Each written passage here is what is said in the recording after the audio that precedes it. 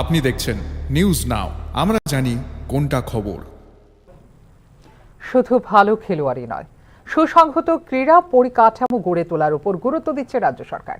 Agartala sports journalist ক্লাবের বর্ষসেরা ক্রীড়া পুরস্কার বিতরণ অনুষ্ঠানে এমনটাই জানালেন ক্রীড়ামন্ত্রী টিঙ্কু রায়।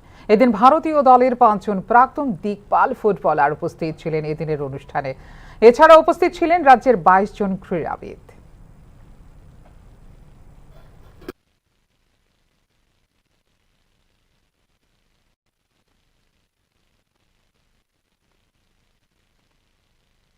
আমাদেরকে তারিয়ে দিতে তো আমরা করবো। অলরেডি আমাদের রাজ্য থেকে আপনার সঙ্গে খুশি হবে, উত্তরপ্রদেশে আমাদের এখানকার মেয়ে যে এবার খেলোয়াড়দের পার্টিসিপেট করেছে, মেডেল জিতেছে, সেটা আমাদের এখানে ট্রেনিং নিয়েছে। প্রতিষ্ঠা সামর্থ্য ওয়েস্ট বেঙ্গলের মেয়ে, কলকাতার মেয়ে, ভারত সরকারের রেল মন্ত্রকে রয়েছে এবং রেল মন্ত্রক তাকে কোচিং করাচ্ছে এবং তাকে জব দিয়েছে।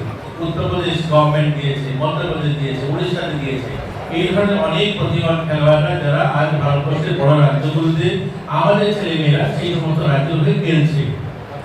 আমরা আগামী আমাদের যে সমস্ত ছেলেমেয়েরা রয়েছে এবং আমরা যেভাবে কোর্স পরিকাঠামোর পাশাপাশি আমরা কোর্স নিয়োগ করছি, আমরা তাদেরকে ট্রেনিং এর ব্যবস্থা করছি, এমন নয় শুধুমাত্র পরিকাঠামো উন্নয়ন করছি। আর শতাংশ বলছি, এখানে আপনার শ্রীপর্ণার নাম দেখছেন, আমরা কয়েকদিন আগেই শ্রীপর্ণাকে আরো উন্নত মানের ট্রেনিং এর জন্য খুব গরিব ঘর থেকে আসে, তাকে 4 লক্ষ টাকা আমরা আর্থিক সাহায্য দিয়েছি। এখানে যত